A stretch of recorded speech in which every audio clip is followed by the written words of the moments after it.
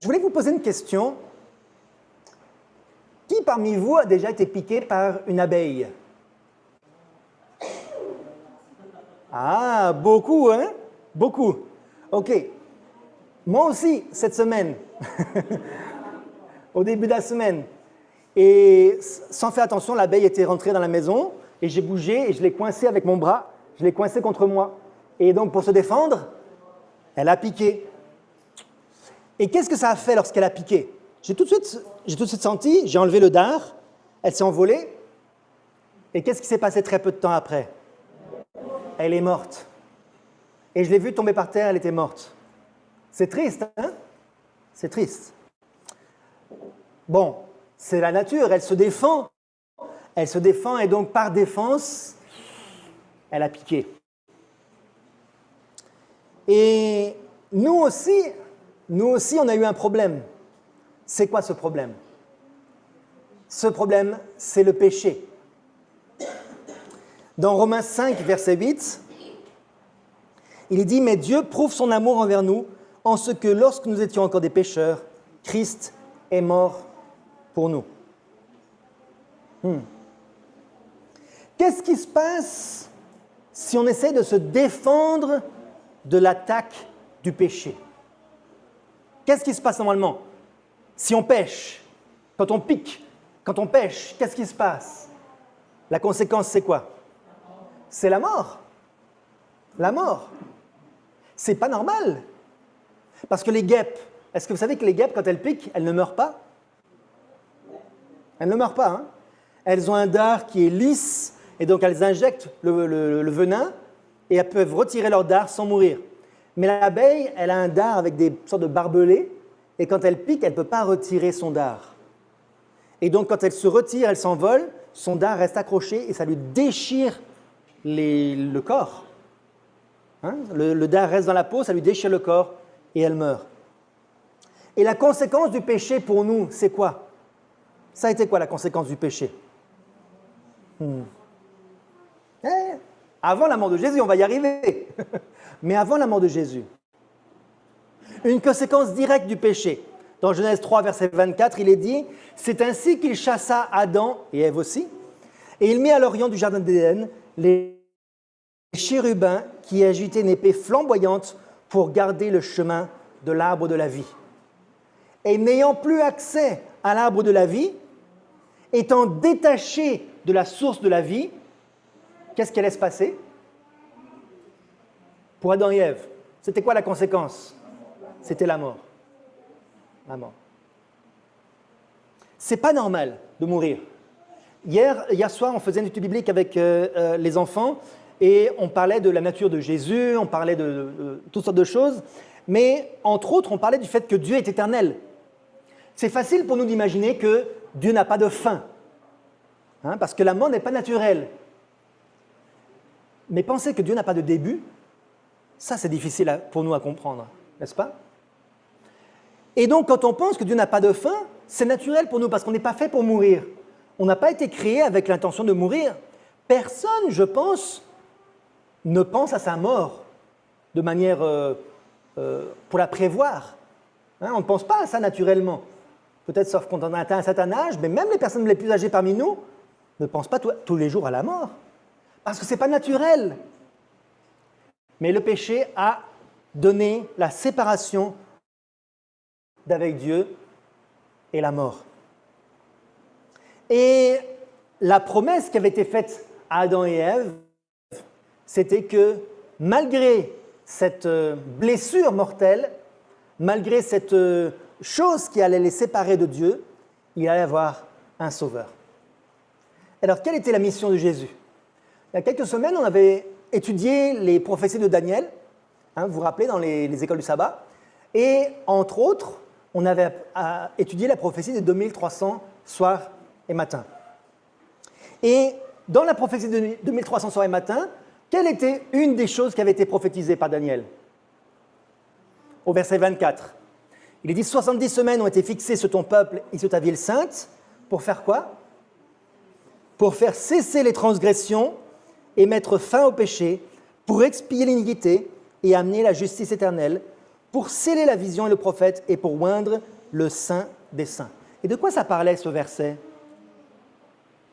Alors, faire cesser les transgressions. Rappelez-vous, on parlait des 70 semaines, donc du temps qui avait été fixé pour les Juifs, de 457 avant Jésus-Christ, jusqu'à la mort d'Étienne qui avait été lapidé. Donc, dans cette période-là, qu'est-ce qui devait arriver? Comment est-ce qu'on fait cesser les transgressions et mettre fin au péché? Comment est-ce que le règne du péché peut avoir une fin? Qu'est-ce qui devait arriver à ce moment-là? Je l'ai entendu, la mort de Jésus, pour expier l'iniquité et amener la justice éternelle, pour payer cette dette du péché. Quand on a une dette, c'est jamais agréable. C'est jamais agréable. Et avoir une dette qui est impossible à rembourser, on se sent complètement perdu. Ça vous est déjà arrivé peut-être, de voir une dette tellement grosse, on s'est dit, mais jamais j'arriverai à la payer. Même sur 40 ans, ça ne sera pas possible. Et la dette que nous avons, ça nous coûte quoi? Qu'est-ce que nous devons payer? Nous avons péché. Et donc, quel est le résultat du péché? C'est la mort. Nous devons payer de notre vie. Et cette dette-là, elle est impossible à rembourser.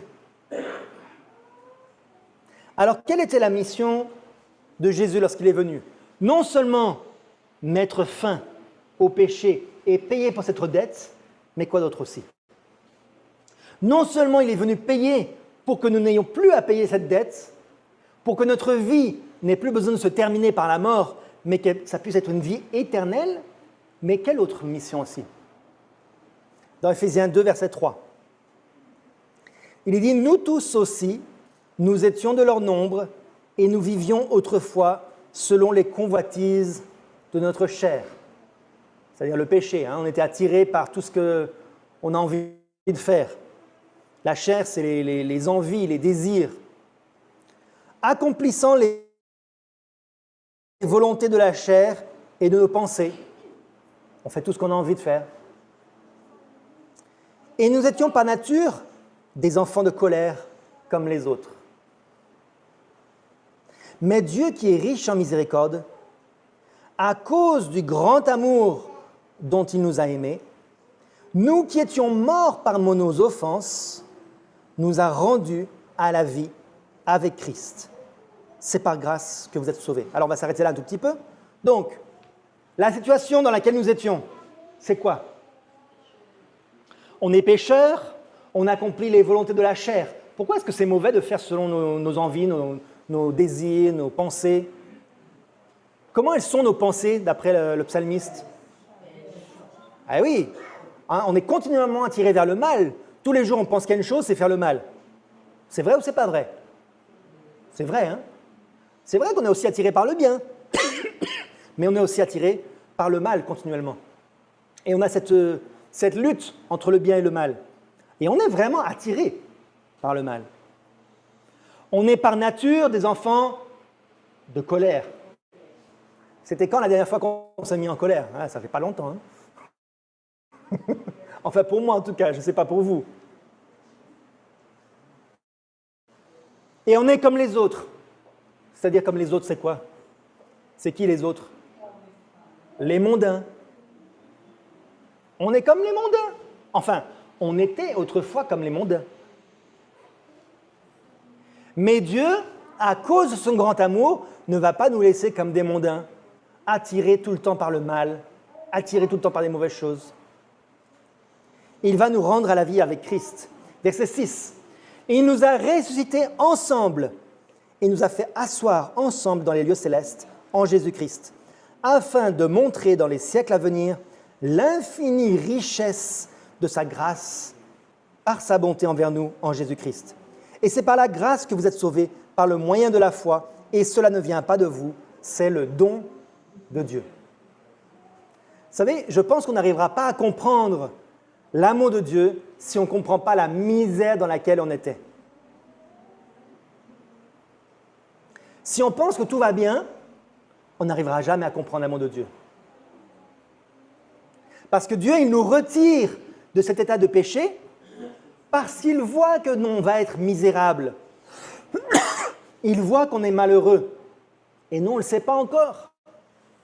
On continue à foncer dans le mur à toute vitesse et on ne l'a pas vu encore. Et quand on se rend compte qu'on va dans la mauvaise direction et quand on se précipite vers Dieu, Dieu, il n'est pas là à nous rejeter, mais au contraire, par son amour, il vient pour nous ressusciter à une nouvelle vie.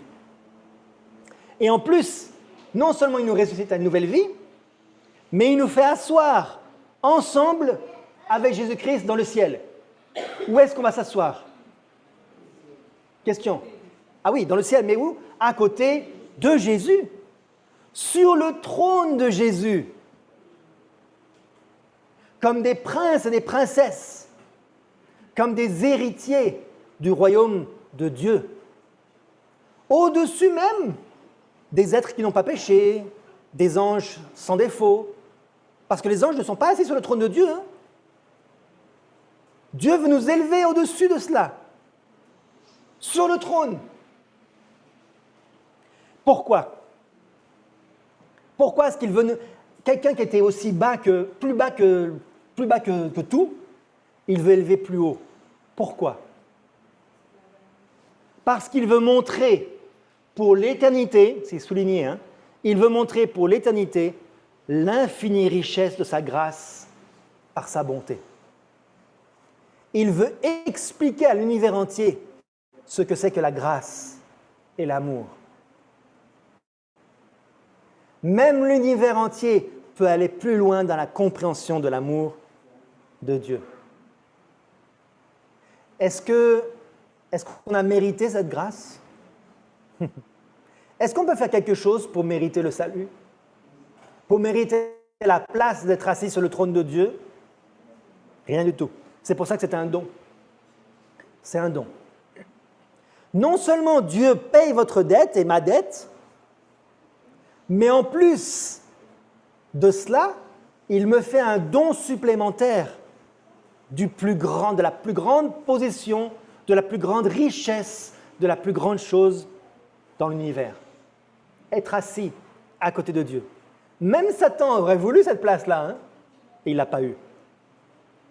Même Lucifer, il a toujours convoité cette place-là, assis à côté du trône de Dieu, et même, bon, il voulait prendre la place de Dieu, mais en tout cas, même s'il avait été assis sur le trône de Dieu, il aurait été content, mais il n'a pas eu cette place-là. C'est un don merveilleux, le don que Dieu nous donne. Et pour avoir ce don, qu'est-ce qui a dû se passer? Dans Message choisi, volume 1, page 320, il est dit « L'humanité du Christ descendit jusqu'au plus profond de la misère humaine. » Qu'est-ce qui a dû se passer? Jésus, qui était le plus élevé de l'univers, a dû s'humilier à la position la plus basse de l'univers. Vous savez, nous, on a de la chance aujourd'hui. Hein? Comme disait Sœur Elsa durant l'école du sabbat, on est riche. Dans la Polynésie, déjà, on est le pays, dans le Pacifique, on est le pays le plus riche du Pacifique. Mais aussi, non seulement ça, mais aussi on vit à un siècle où tout est facile. Franchement, la vie est facile aujourd'hui. Hein? Et Jésus est venu dans une époque où c'était très difficile. La vie était dure, sans pitié. Et non, il n'est pas venu dans une famille riche, où tout était facile, il est venu dans une famille pauvre, une des plus pauvres et misérables qui existait. Et grâce à cette alliance de son humanité et de sa divinité, il est dit, l'œuvre du Christ consistait à réconcilier l'homme avec Dieu au travers de sa nature humaine et Dieu avec l'homme au travers de sa nature divine. Donc, ramener les deux ensemble. Ceux qui avaient été séparés à cause du péché, il les ramène ensemble.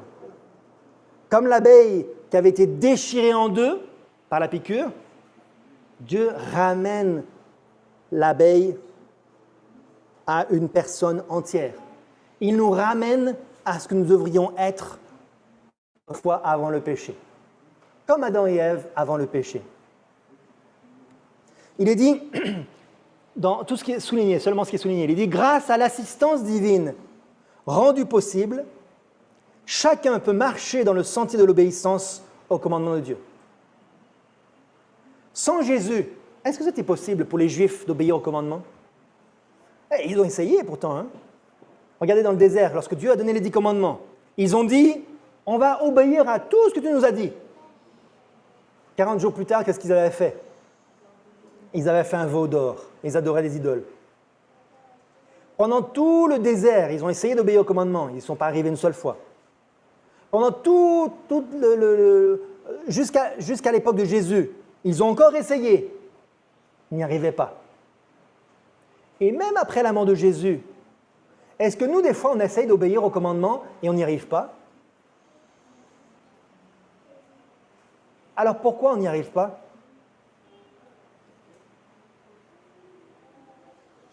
Parce qu'il est dit dans le verset 8, il est dit dans Éphésiens 2, verset 8, il est dit « Car c'est par la grâce que vous êtes sauvés par le moyen de la foi, et cela ne vient pas de vous, c'est le don de Dieu. » Donc si on essaie d'obéir au commandement, est-ce qu'on peut y arriver? Non. C'est Dieu qui doit agir en nous, qui crée le désir, qui crée le vouloir et le faire. Le vouloir, c'est vouloir faire la volonté de Dieu, ça vient de Dieu déjà.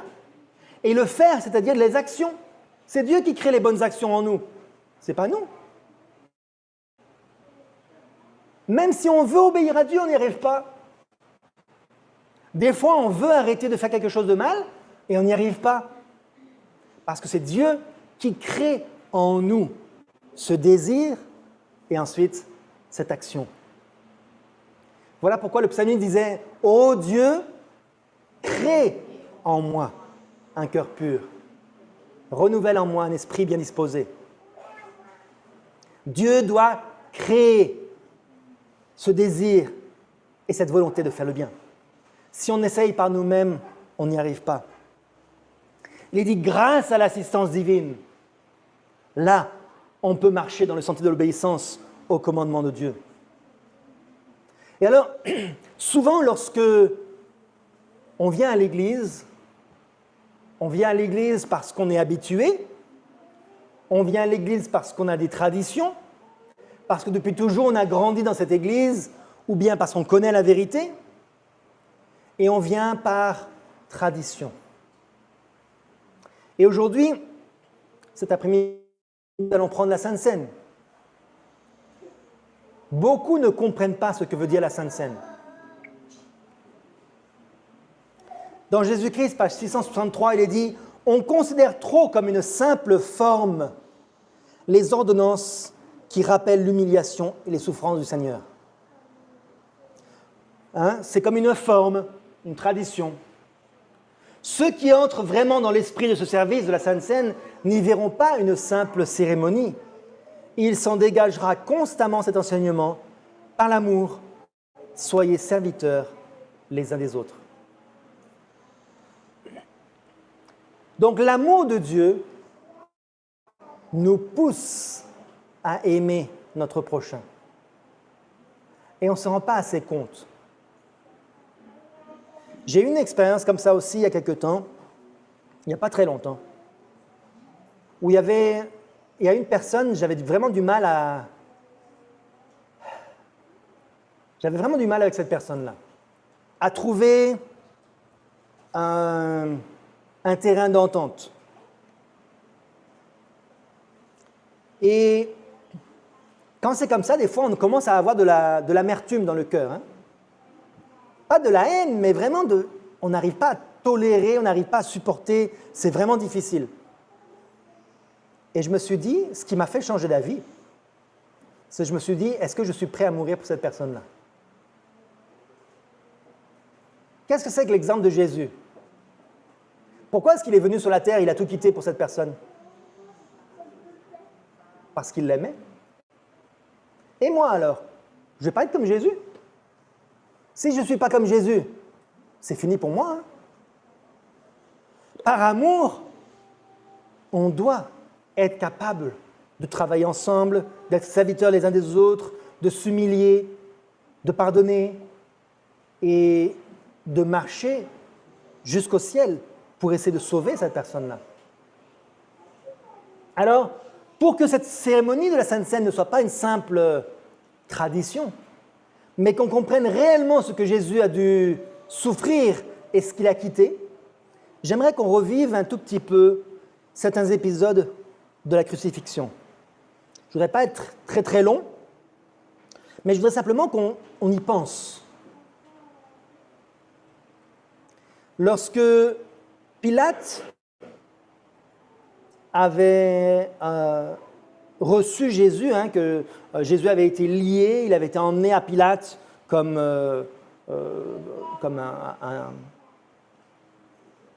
un criminel. Pilate avait demandé à Jésus, « Est-ce que tu es le roi des Juifs ?» Lorsqu'il l'avait accusé, lorsqu'ils avaient menti, les sacrificateurs, ils avaient porté toutes sortes d'accusations, comment Jésus a réagi? Qu'est-ce qu'il a dit? Rien du tout. Rien du tout. Maintenant, j'aimerais que vous vous rappeliez un petit peu la condition dans laquelle Jésus était. Parce que moi, quand j'ai mal dormi, je suis de mauvaise humeur. Ça vous arrive à vous aussi? Si je ne dors pas bien, je suis très grognon, très mauvaise humeur. Et Jésus, il n'avait pas dormi depuis quand? Le mercredi soir, il avait demandé aux disciples, il avait travaillé toute la journée, et il avait demandé aux disciples d'aller sur la montagne avec lui. Et les disciples étaient tellement fatigués qu'ils s'étaient endormis. Vous pensez que Jésus n'était pas fatigué? Les disciples, ils n'avaient pas fait grand-chose toute la journée. C'est Jésus qui parlait toute la journée. Les disciples, ils ne faisaient pas grand-chose. Ils assistaient, ils aidaient, ils rassemblaient un peu les gens, mais voilà, c'est tout. Mais Jésus, toute la journée, il avait travaillé. Et là, la nuit, qu'est-ce qu'il a fait? Il a passé toute la nuit à prier. Et au matin, il a retrouvé les disciples et il leur a dit, maintenant, c'est bon, vous pouvez dormir. Et lui, il n'a pas dormi. Hein.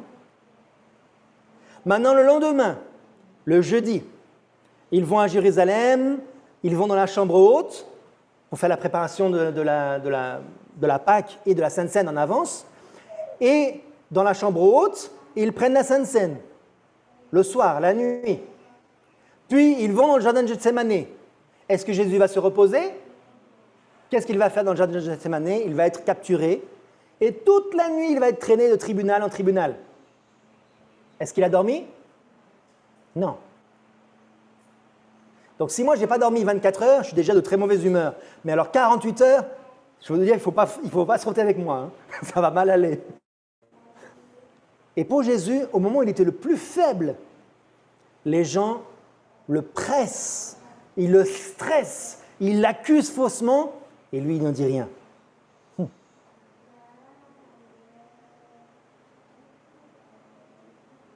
Ensuite, lorsque, il va de Pilate à Caïphe, ensuite il retourne à Pilate, ils le font battre de verge, ils le rassemblent devant toute la cour, devant tous les soldats, pour l'humilier, ils le dénudent, ils le revêtissent de pourpre, d'un vêtement de pourpre, et ils posent sur sa tête une couronne d'épines, et ils le frappent, ils se moquent de lui, ils se prosternent en se moquant, ils crachent sur lui,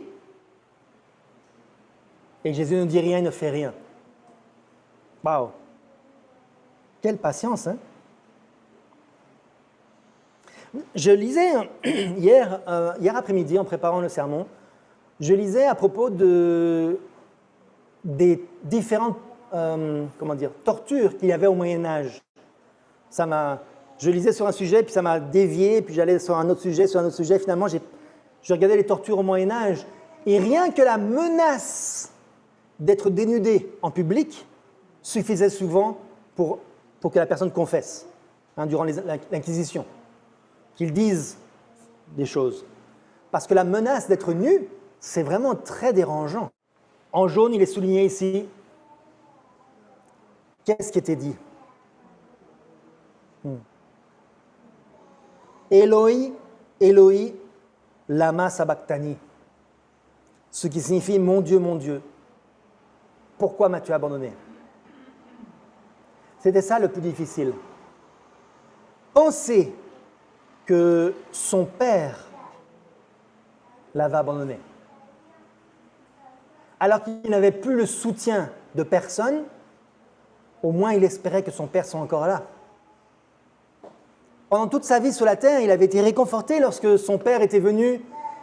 Vous vous rappelez, son père était venu lors de son baptême et il avait dit « Celui-ci est mon fils, bien-aimé ». Et là maintenant, il n'avait même plus cette assurance-là. Je parlais tout à l'heure d'une petite abeille qui pique, c'est pas grand-chose. Ceux qui n'ont jamais été piqués par une abeille, vous avez déjà reçu une écharde dans le doigt, hein? Ok. Ça fait mal ou ça fait pas mal? Oh, ça va, c'est pas grand-chose. On va pas pleurer pour ça, hein? On l'enlève, mais des fois quand on n'arrive pas à l'enlever, c'est vraiment gênant, hein, quand même. Ça fait mal pendant longtemps. Et qu'est-ce que Jésus a reçu? Une couronne d'épines. Maintenant, ce n'était pas juste une petite piqûre, c'était partout sur la tête. Partout sur la tête. Est-ce que vous saviez que la tête et particulièrement le front est un des endroits les plus sensibles du corps? Regardez ici toutes les veines qu'il y a sur la tête et sur le front. Et quand on pique ces veines-là, qu'est-ce qui se passe? Qu'est-ce qui se passe si on pique une veine? Le sang coule.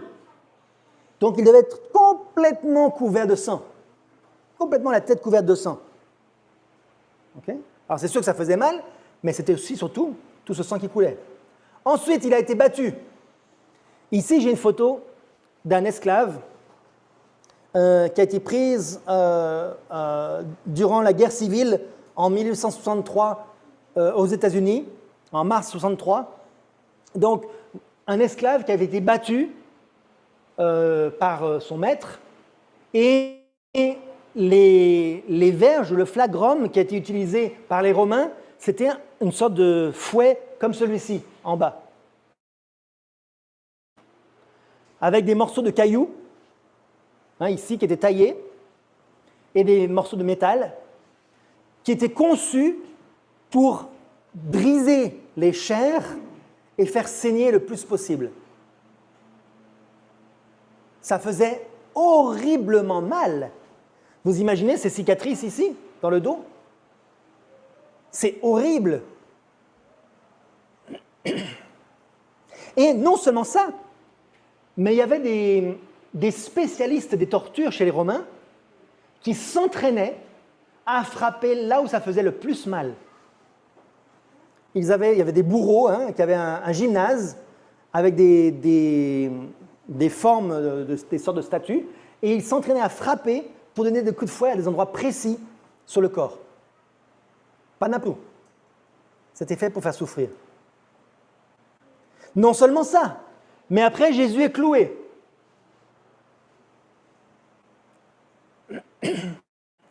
Il est cloué par les poignets, en réalité. Alors on dit dans les mains, mais en fait c'était, si vous voyez la photo, la radio, c'est ici, on a une sorte d'os qui empêche en fait le clou de sortir.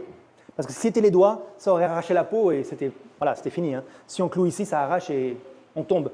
Donc c'était vraiment un endroit précis qui était calculé pour que la personne souffre le plus possible, tirée par son poids, et cependant sans mourir. Et pour les pieds, c'était la même chose. Ils avaient un endroit précis. Ils avaient appris comment faire souffrir autant que possible sans tuer la personne. Et les gens devaient souffrir pendant des jours et des jours. Et est-ce que c'était seulement des souffrances physiques? Non. Depuis le mont des Oliviers, quand il avait sué des grumeaux de sang, jusqu'à la fin, quand il dit « Mon Père, pourquoi m'as-tu abandonné ?» Jésus souffre de cette séparation de ce qu'il doit vivre. Il souffre du péché. Et pourquoi alors? Pourquoi est-ce qu'il fait ça? Pourquoi est-ce qu'il veut souffrir? Pourquoi est-ce qu'il descend du ciel où il n'y avait aucun mal, aucun problème? Pourquoi est-ce qu'il descend et qu'il veut souffrir? Dans Romains 5, verset 8, il dit « Mais Dieu prouve son amour envers nous. Parce qu'il nous aime. C'est pour ça qu'il décide de souffrir. Nous, on a une vie bien confortable et on ne souffre pas assez pour Jésus. »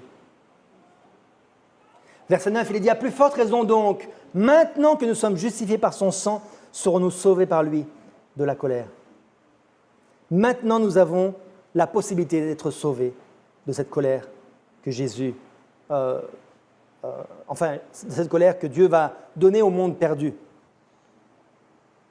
Dans Jésus-Christ, page 663, il est dit « Le Christ a institué le service de la Sainte Seine, afin de parler à nos sens de l'amour que Dieu a manifesté à notre égard. Il ne peut y avoir d'union entre nos âmes et Dieu que par le Christ. C'est l'amour de Jésus qui doit cimenter et rendre éternelle l'union et l'amour qui existent entre les frères. » Comment il doit être notre amour et notre union? Éternel. Vous savez que ce n'est pas seulement sur cette terre qu'on va se connaître. On va se connaître pour l'éternité.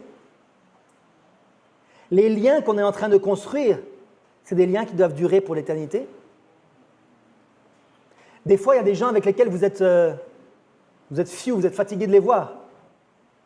Vous savez que ces gens-là, peut-être que vous allez les voir pour l'éternité. Et qu'il faut qu'on arrive à avoir un tel amour pour ces gens-là que nous soyons prêts à vivre avec eux pour l'éternité. Il dit, il ne fallait rien moins que la mort de Christ pour donner de l'efficacité à son amour pour nous.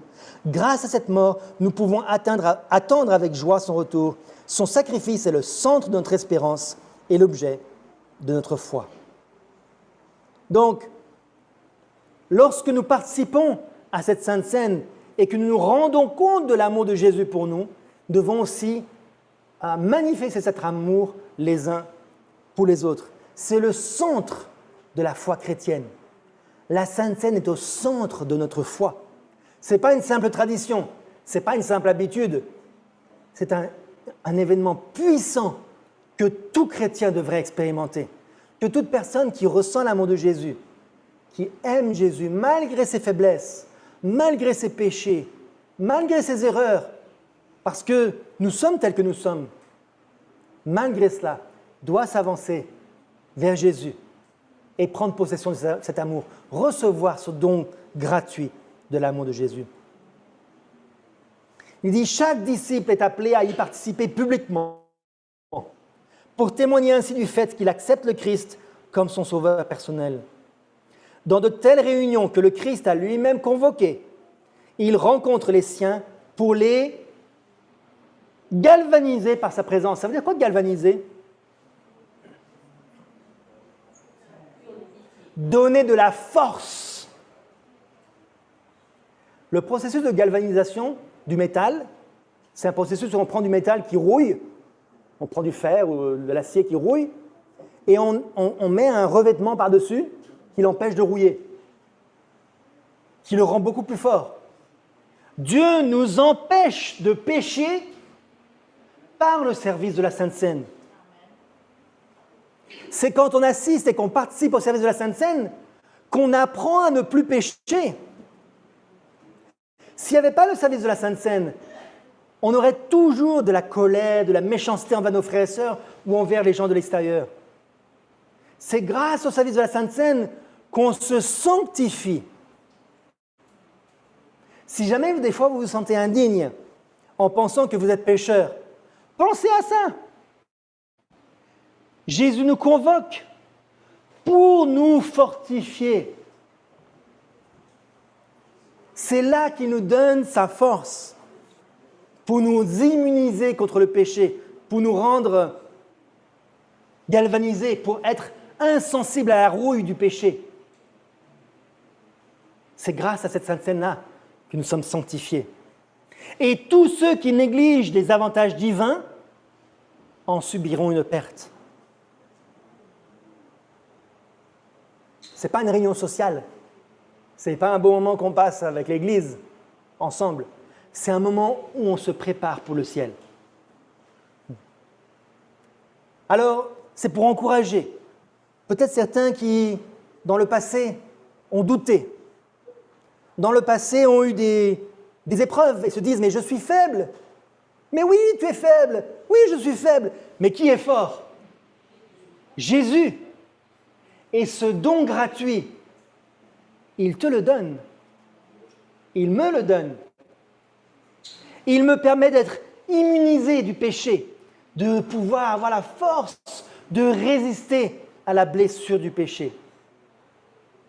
Ne négligeons pas cette bénédiction riche que le Seigneur en réserve pour nous. Et pour tous ceux qui le peuvent, tous les frères et sœurs de l'Église qui sont en règle avec le Seigneur, qui ont dans leur cœur l'amour pour le Seigneur, qu'ils puissent venir vers Jésus cet après-midi et de tout leur cœur confesser leurs péchés et participer à cette cérémonie du lavement des pieds et de la Sainte Seine. C'est mon vœu et ma prière pour chacun d'entre nous. Que Dieu nous bénisse. Amen.